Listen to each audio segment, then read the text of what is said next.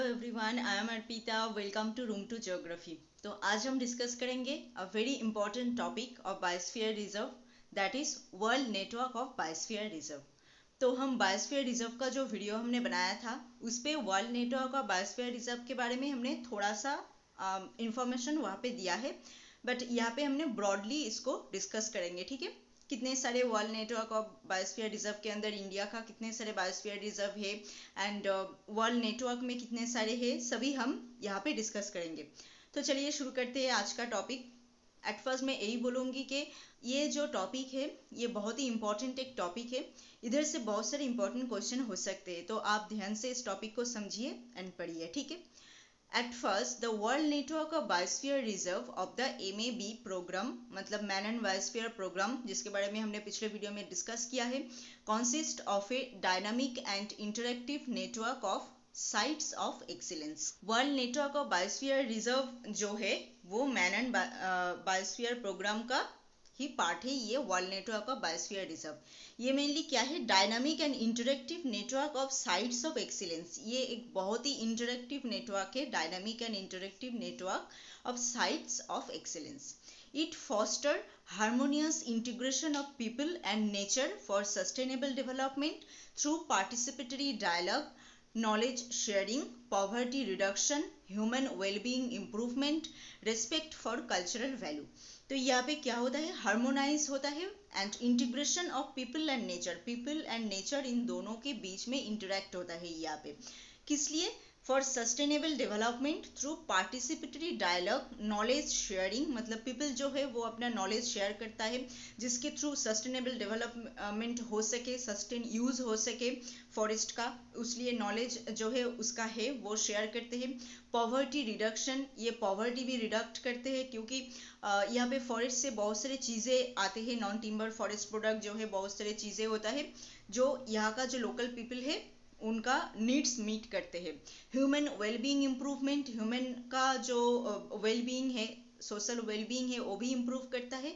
Respect for cultural value, and cultural जो value है सभी लोगों का, उनको ये रेस्पेक्ट करते हैं। तो पीपल एंड नेचर इन दोनों के बीच में इंटरेक्शन क्रिएट करना ही है मेन इसका काम। एंड इसके वजह से क्या होता है, सस्टेनेबल डेवलपमेंट होता है, कंजर्वेशन होता है बायोडाइवर्सिटी का, इकोसिस्टम का कंजर्वेशन होता है। ये सब काम ये बायोस्फीयर रिजर्व की वजह से होता है।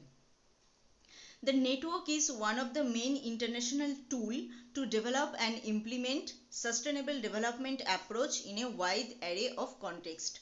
तो ये एक इंटरनेशनल टूल है क्योंकि ये world network of biosphere reserve है, इंटरनेशनली है, पूरे वर्ल्ड में इसका जो नेटवर्क है वो है, तो सभी को मिला के हम कहते हैं world network of biosphere reserve.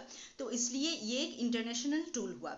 And ये क्या इम्प्लीमेंट करता है, सस्टेनेबल डेवलपमेंट अप्रोच, मतलब सस्टेनेबल डेवलपमेंट कैसे किया जाए, सस्टेन यूज कैसे किया जाए, फ्यूचर के लोगों के लिए रख के, फ्यूचर जनरेशन के लिए रख के कैसे वो यूज करें, फॉरेस्ट को कंजर्वेट कैसे करें, वो सब इम्प्लीमेंट होता है यहाँ पे, ये world network of biosphere reserve पे। तो अब तक हमने क्या देखा, एक तो world network of biosphere reserve ये मैन एंड बायोस्फीयर प्रोग्राम का पार्ट है। ये एक डायनामिक एंड इंटरेक्टिव नेटवर्क है, ये इंटीग्रेट करता है पीपल एंड नेचर इन दोनों के बीच में for sustainable development and people उसका नॉलेज शेयर करता है, पॉवर्टी रिडक्ट होता है इसकी वजह से, ह्यूमन वेलबींग इम्प्रूव होता है, सब कुछ होता है। तो ये है एक मेन इंटरनेशनल टूल जो सस्टेनेबल डेवलपमेंट जो अप्रोच है उसको इम्प्लीमेंट करता है। नेक्स्ट क्या है, क्राइटेरिया एंड पीरियडिक रिव्यूज।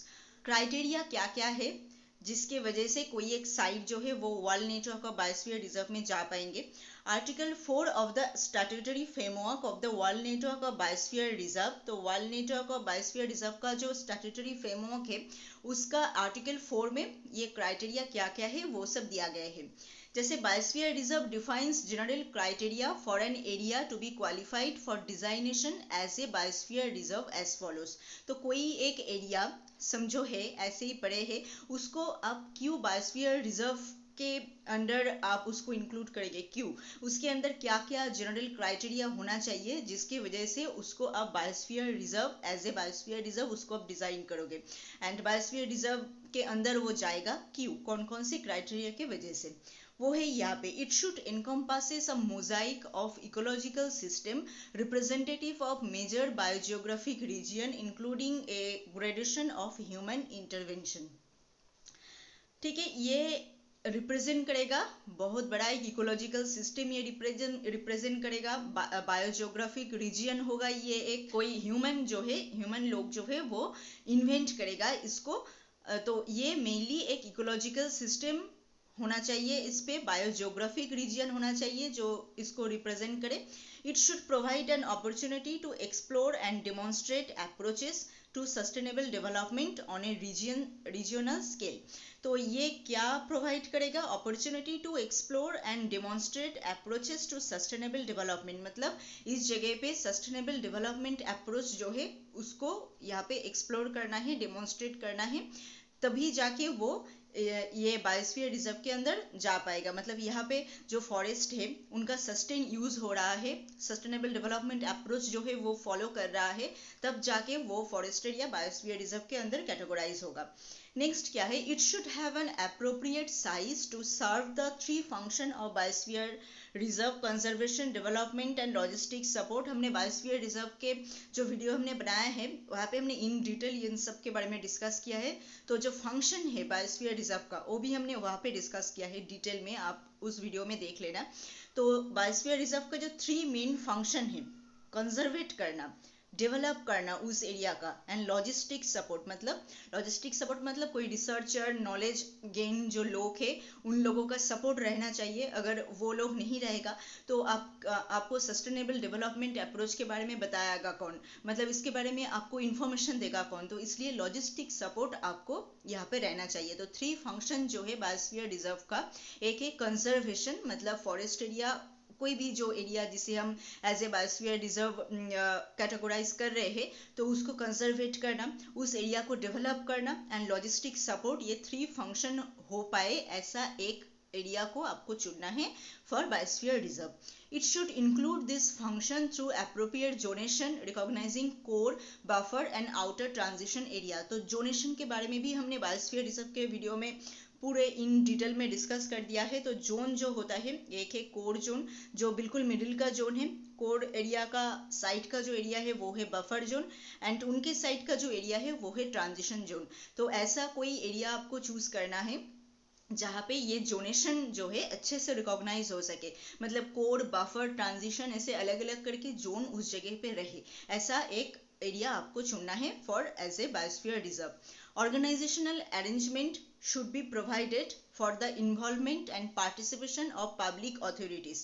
तो ऑर्गेनाइजेशनल अरेंजमेंट भी प्रोवाइड यहाँ पे करना है इन्वॉल्वमेंट के लिए, जैसे पीपल अथॉरिटी जो है वो इन्वॉल्व होगा इसके अंदर पार्टिसिपेट करेगा, इसलिए आपको ऑर्गेनाइजेशनल अरेंजमेंट यहाँ पे करना है। Local communities, private interest in the design and carrying out the function of A biosphere. तो यहाँ पे पब्लिक अथॉरिटीज जो है वो सब उनको पार्टिसिपेट कराना है, इसके अंदर इन्वॉल्व कराना है, तब जाके ये एरिया जो है डेवलप होगा एंड इनका जो फंक्शन है वो फुलफिल होगा। एंड और भी मतलब पब्लिक अथॉरिटीज़ के अंदर क्या क्या हो सकता है, जो लोकल कम्युनिटीज़ होता है एंड प्राइवेट जो लोग होता है, प्राइवेट इंटरेस्ट है, उनका खुद का इंटरेस्ट है उस जगह पे उसको डिज़ाइन करना, ये सब करने के लिए। तो इन सब पब्लिक को यहाँ पे इन्वॉल्व करने के लिए आपको ऑर्गेनाइजेशनल अरेंजमेंट अच्छे से यहाँ पे करना। तो क्राइटेरिया में हमने क्या क्या देखा? आर्टिकल 4 जो स्टैट्यूटरी फ्रेमवर्क है वहाँ पे ये क्राइटेरिया जो है पूरा दिया गया है। कोई एक एरिया जो एज ए बायोस्फीयर रिजर्व आप डिज़ाइन करना चाहते हो तो उस एरिया में क्या क्या होना चाहिए? एक तो बायोजियोग्राफिक रीजन होना चाहिए वहाँ पे, मतलब बहुत सारे फौना, फ्लोरा, इन सब वहाँ पे रहना चाहिए जिसको आप कंजर्वेट करोगे, ठीक है, ये सब रहना चाहिए। एंड सस्टेनेबल डेवलपमेंट अप्रोच अच्छे से उस जगह पे अप्रोप्रिएट हो सके वो आपको देखना है। एंड जो 3 फंक्शन है बायोस्फीयर रिजर्व का, कंजर्वेशन, डेवलपमेंट, लॉजिस्टिक सपोर्ट, वो अच्छे से हो सके वहाँ पे, वो भी देखना है। एंड जो जोनेशन है अच्छे से रिकॉग्नाइज हो सके, मतलब आप देख के समझ पाओ कि ये कोर एरिया है, ये बफर एरिया है, ये ट्रांजिशन एरिया है, वो भी वहाँ पे अच्छे से होना चाहिए। एंड पब्लिक का इन्वॉल्वमेंट इसके अंदर करने के लिए आपको ऑर्गेनाइजेशनल अरेंजमेंट यहाँ पे अच्छी तरह से करना है। तो ये सारे क्राइटेरिया आपको फुलफिल करना है अगर आप चाहते हो कोई एरिया को बायोस्फीयर रिजर्व के अंदर डिज़ाइन करना, तो इस तब जाके ये क्राइटेरिया आपको फुलफिल करना है। पीरियोडिक रिव्यू मतलब क्या है? टाइम टू टाइम आपको रिव्यू करना, देखना, मॉनिटर करना।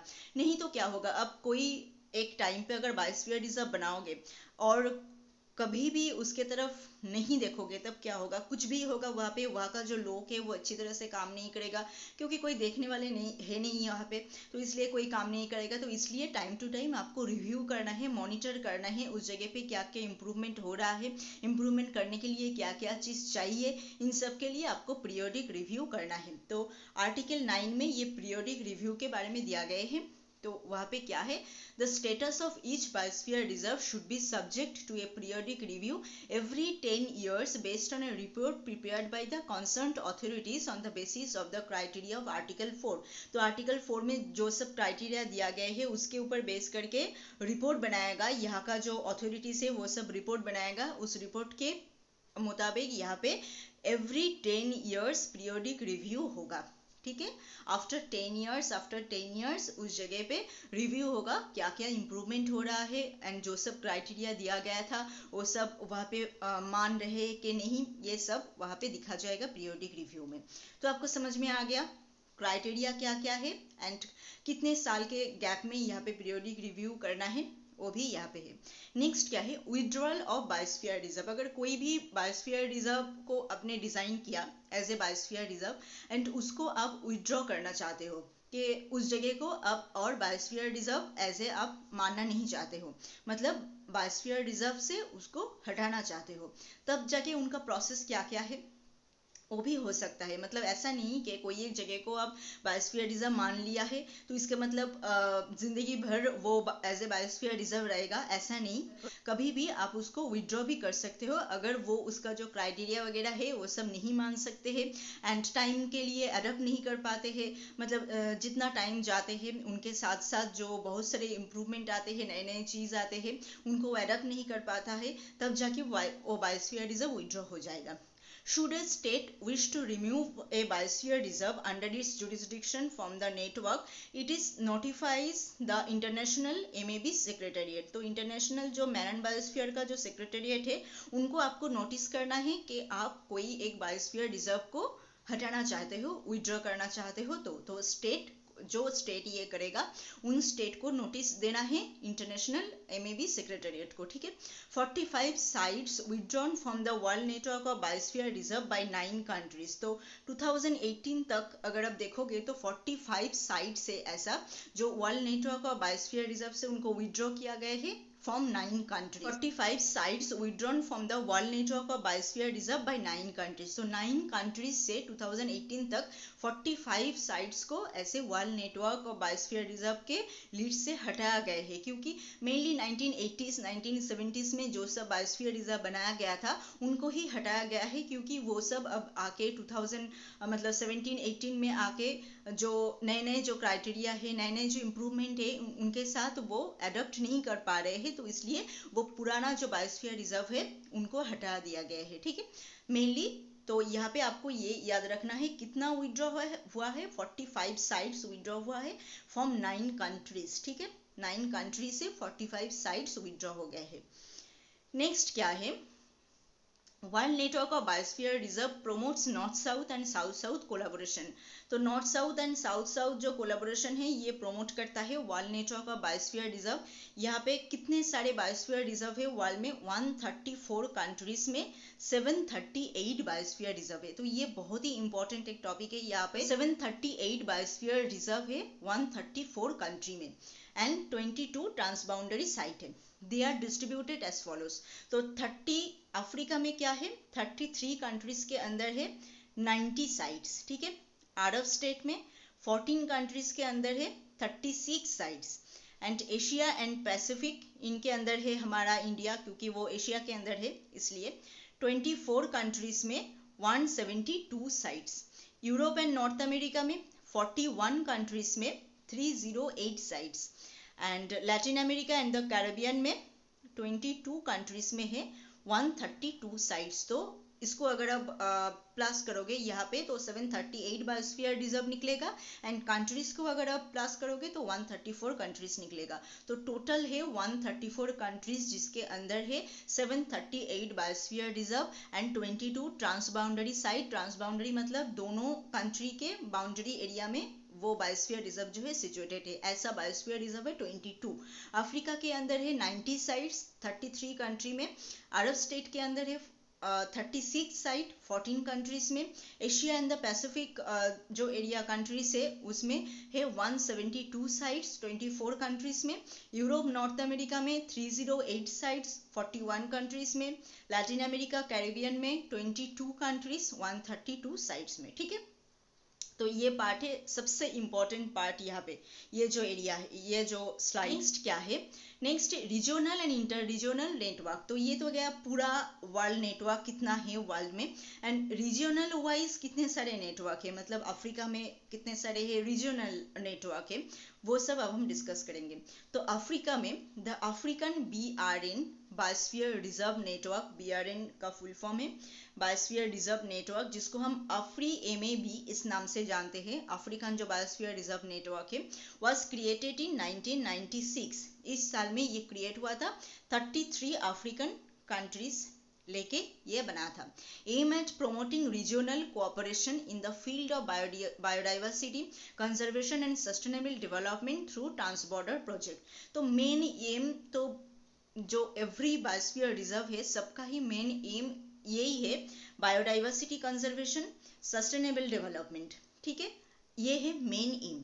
तो इसका भी एम यही है टू एंश्योर एफिशिएंसी 5 थीमेटिक सब नेटवर्क वर क्रिएटेड। यहाँ पे 5 थीमेटिक सब नेटवर्क भी बनाया गया है।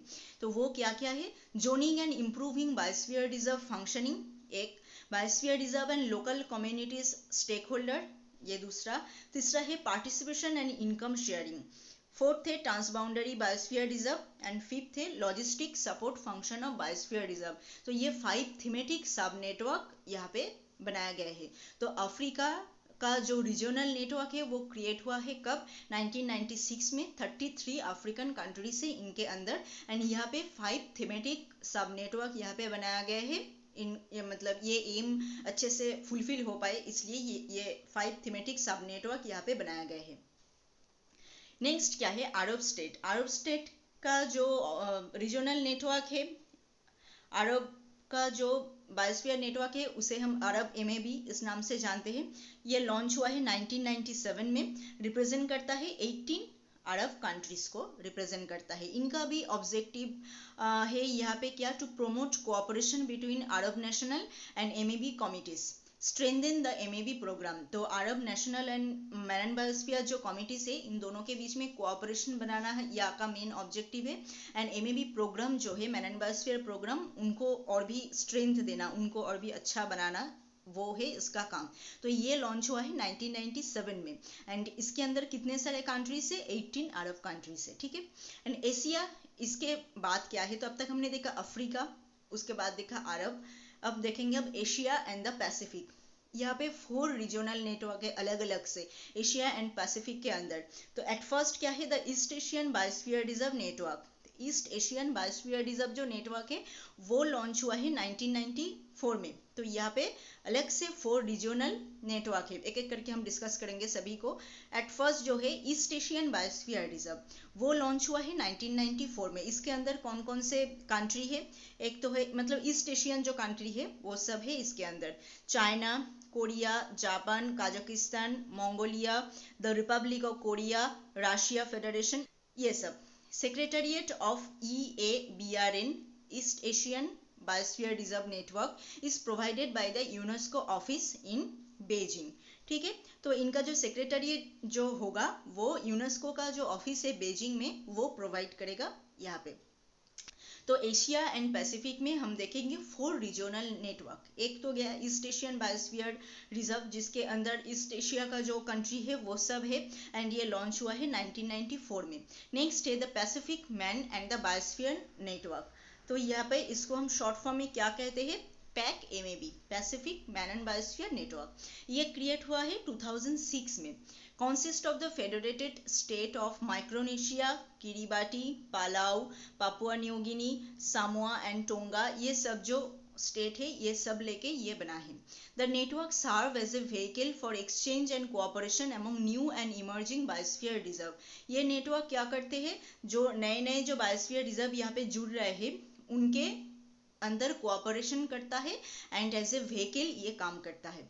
BR मतलब biosphere reserve has an enormous potential in addressing climate change and also for experimenting on mitigation and adaptation major on climate change. तो बायोस्फीयर रिजर्व का एक बहुत बड़ा एक पोटेंशियल है, क्या है, क्लाइमेट चेंज के साथ खुद को एडप्ट करना, क्लाइमेट चेंज के साथ खुद को एडप्ट करना एंड क्लाइमेट चेंज के साथ एडेप्टेड होने के लिए क्या क्या मिटिगेशन एंड क्या क्या एडेप्टेशन मेथड आपको यूज करना है वो सब भी यहाँ पे एक्सपेरिमेंट होता है। तो ये गया दूसरा। तीसरा है the south and central Asia man and biosphere network, south and central Asia man and biosphere network. तो SACAM, south and central Asia man and biosphere network, ये क्रिएट हुआ है 2002 में। यहाँ पे कौन कौन से कंट्री है, जो सादर्न पार्ट का जो सब कंट्री है एंड सेंट्रल एरिया का जो सब कंट्री है वो यहाँ पे है। एक तो है Afghanistan, Bangladesh, Bhutan, India, Iran, Kazakhstan, Maldives, Nepal, Pakistan and Sri Lanka. ये सब जो है ये south and central Asia man and biosphere network के अंदर है। नेक्स्ट क्या है, south east Asian biosphere reserve network, CBRNet, south east Asian, S for South, E for East, A for Asian, BR for Biosphere Reserve Net मतलब network. ठीक है, ये create हुआ है 1998 में। इसके अंदर है Cambodia, China, Indonesia, Japan, Lao PDR, Malaysia, Myanmar, Philippines, Thailand, Vietnam, Timor, इलेट्स, ये सब जो है इसके अंदर है, ये सब कंट्री। तो ये गया पूरा जो एशिया एंड द पैसिफिक उनके अंदर जो 4 रीजनल नेटवर्क है वो, एक तो है the east Asian biosphere network, एक है the Pacific man and the biosphere network, south and central Asia man and biosphere network and south east Asian biosphere network. ठीक है, एंड ये सब कब क्रिएट हुआ है, ये सब जो नेटवर्क है रीजनल नेटवर्क है ये कब क्रिएट हुआ है, इसके अंदर कौन कौन से कंट्री है सभी हमने यहाँ पे दे दिया है, जो बहुत ही इंपॉर्टेंट है यहाँ पे। नेक्स्ट क्या है, Europe and north America. Europe, इसको हम यूरो MAB इस नाम से जानते हैं, comprises all the biosphere reserve in Europe and North America। Europe and north America का जो सब बायोस्फीयर रिजर्व है वो सब इसके अंदर है, क्रिएट हुआ है 1987 में। It is currently the largest MAB regional network with 53 countries. तो ये सबसे बड़ा MAB रीजनल नेटवर्क है जिसके अंदर 53 कंट्रीज है। ठीक है, मतलब बहुत ही बड़ा एक रीजनल नेटवर्क जिसके अंदर 53 कंट्रीज है। Meeting of the MAB national committees and biosphere reserve coordinator of euro MAB have taken place almost every 2 years since 1986। मतलब 1987 में यह बनाया गया था, तब से लेके क्या हो रहा है, एवरी 2 years यहाँ पे पीरियोडिक रिव्यू हो रहा है, एवरी 2 years। ठीक है, मतलब बायोस्फीयर रिलेटेड जो मीटिंग है, man and biosphere national committees and biosphere coordinator, इन सब का जो मीटिंग है वो यहाँ पे एवरी 2 years होता है, फॉर्म जब से ये बना है तब से, क्योंकि ये लार्जेस्ट MAB रीजनल नेटवर्क है इसलिए इसको बहुत अच्छे से ध्यान रखना है। इसलिए रीजनल नेटवर्क हमने यहाँ पर डिस्कस कर दिया है, क्या क्या है। अफ्रीका, इसके अंदर ये जो रीजनल अफ्रीका का जो रीजनल नेटवर्क है वो बना था 1996 में, इसके अंदर 33 अफ्रीकन कंट्री से। अरब स्टेट का 97 में बना था, 18 अरब कंट्री से इसके अंदर। एंड एशिया एंड पैसिफिक का जो रीजनल जो नेटवर्क है यहाँ पे अलग से इसको डिवाइड किया गया है 4 रीजनल नेटवर्क में, क्योंकि एशिया एंड पैसिफिक का जो एरिया है ये बहुत बड़ा एरिया है इसलिए इनको अलग अलग से 4 रीजनल नेटवर्क में डिवाइड किया गया है। ईस्ट एशियन बायोस्फीयर रिजर्व जो 1994 में बना था, Pacific man and the biosphere reserve जो 2006 में बना था, south and central Asia man and biosphere reserve जो है वो 2002 में बना था, south east Asian biosphere reserve network जो है वो 1998 2008 में बना था। नेक्स्ट क्या है, यूरोप एंड नॉर्थ अमेरिका, ये है सबसे लार्जेस्ट MAB रीजनल नेटवर्क जिसके अंदर 53 कंट्रीज है। ठीक है, ये बना था 1987 में। अब हम देखेंगे वर्ल्ड नेटवर्क के अंदर कितने सारे इंडिया का मतलब बायोस्फीयर रिजर्व कितना है वर्ल्ड नेटवर्क के अंदर। अगर आप चाहते हो कि वर्ल्ड नेटवर्क के अंदर एवरी कंट्री का अलग अलग से हम डिस्कस करें कि मतलब सभी कंट्री से अलग अलग से कितने सारे बायोस्फीयर रिजर्व वर्ल्ड नेटवर्क के अंदर है, एंड उसका year of designation and periodic review और उनका मतलब डिटेल अगर आप चाहते हो तो आप हमें कमेंट कीजिए, तब जाके मैं उसको प्रोवाइड करूँगी। नहीं तो वो बहुत बड़ा एक टॉपिक है, अगर आप चाहोगे तभी मैं उसको यहाँ पे एज ए वीडियो बनाऊंगी। ठीक है, नहीं तो मैं सिर्फ यहाँ पे इंडिया का ही डिस्कस करूंगी, क्योंकि हम इंडिया में रहते हैं, इसलिए इंडिया ही सबसे हमें इम्पॉर्टेंट है यहाँ पे पढ़ना, तो इसलिए मैं इंडिया को डिस्कस कर रही हूँ। अगर आप अलग अलग से सभी कंट्री का चाहते हो तब हम अलग अलग से सभी को डिस्कस करेंगे, तो प्लीज़ हमें कमेंट करके बताना। 12 ऑफ द 18 बायोस्फीयर रिजर्व, तो इंडिया का जो 18 बायोस्फीयर रिजर्व है उसको हमने पूरा डिस्कस कर दिया है पिछले वीडियो में। मैं यहाँ पे एंड स्क्रीन में डाल दूंगी उसको, अगर आप देखना चाहते हो तो उसके 8 बायोस्फीयर रिजर्व के अंदर से 12 बायोस्फीयर रिजर्व जो है वर्ल्ड नेटवर्क बायोस्फीयर रिजर्व के अंदर गया है। मतलब 12 बायोस्फीयर रिजर्व जो है वर्ल्ड नेटवर्क बायोस्फीयर रिजर्व का जो क्राइटेरिया है वो फुलफिल कर पाया है, इसलिए वो उसके अंदर जा पाया है। ठीक है, तो उसके अंदर क्या क्या है, इंडिया का जो है एक है नीलगिरी जो गया है 2000 में, ईयर ऑफ डेजिग्नेशन मतलब कब इसको वर्ल्ड नेटवर्क के अंदर हमने लिस्ट किया है, नीलगिरी को 2000 में। उसके बाद गल्फ ऑफ मन्नार 2001, सुंदरबन 2001 में, नंदा देवी 2004, नौकरेक 2009, पाचमारी 2009, सिमलीपाल 2009, आचनकमर अमरकंटक 2012, ग्रेट निकोबार 2013, अगस्तमलाई 2016, कांचनजंगा 2018, पन्ना 2020। तो पन्ना जो है सबसे न्यूएस्ट एक बायोस्फीयर रिजर्व है जो वर्ल्ड नेटवर्क के अंदर गए हैं। ठीक है, तो ये 12 बायोस्फीयर रिजर्व जो है 18 बायोस्फीयर रिजर्व के अंदर से जो वर्ल्ड नेटवर्क के अंदर गया है। एंड उसके बाद इस कलम में हमने पीरियोडिक रिव्यू दिया है, मतलब कब जाके इसका पीरियोडिक रिव्यू हुआ है। नीलगिरी का 2012 में, गल्फ ऑफ मन्नार सुंदरबन इसका 2013 में पीरियोडिक रिव्यू जो है हुआ है। नेक्स्ट का अभी भी पीरियोडिक रिव्यू नहीं हुआ है, तो इसलिए ये है। तो ये बहुत इंपॉर्टेंट है, यहाँ से इंडिया से क्या क्या मतलब कौन कौन सा बायोस्फीयर रिजर्व जो है जो वर्ल्ड नेटवर्क और बायोस्फीयर रिजर्व के अंदर गए हैं, इनका भी पूरा डिटेल हमने 18 बायोस्फीयर रिजर्व के अंदर पूरे डिटेल में हमने डिस्कस कर दिया है, मैप में भी उसको दिखा दिया है, आप जाके वो वीडियो चेक कर सकते हो। तो आज के पार्ट में आई थिंक वर्ल्ड नेटवर्क और बायोस्फीयर रिजर्व में आज के पार्ट में इंपॉर्टेंट चीज़ एक तो ये है, इंपॉर्टेंट चीज़ इंडिया से क्या क्या है वर्ल्ड नेटवर्क के अंदर, वर्ल्ड नेटवर्क में, और ये रीजनल नेटवर्क के अंदर क्या क्या रीजनल नेटवर्क है ये इंपॉर्टेंट है। ये जो स्लाइड है ये बहुत इंपॉर्टेंट है, कितना वर्ल्ड नेटवर्क और बायोस्फीयर के अंदर कितने सारे बायोस्फीयर रिजर्व है एंड कौन कौन से मतलब एरिया से कंट्री से कौन कौन से है, ये सब यहाँ पे इंपॉर्टेंट है। तो आई थिंक आज के पार्ट को आपको समझ में आ गया है। अगर कुछ कहना है एंड कोई अगर चाहते हो कि हम सभी कंट्री का जो बायोस्फीयर रिजर्व है मतलब जो वर्ल्ड नेटवर्क के अंदर गए हैं उसको हम अलग अलग से डिस्कस करें, तो आप हमें प्लीज़ कमेंट करके बताना, फिर मैं वो डिस्कस करूँगी। ठीक है, मिलते हैं और एक नए वीडियो में और एक नए टॉपिक के साथ। Thank you.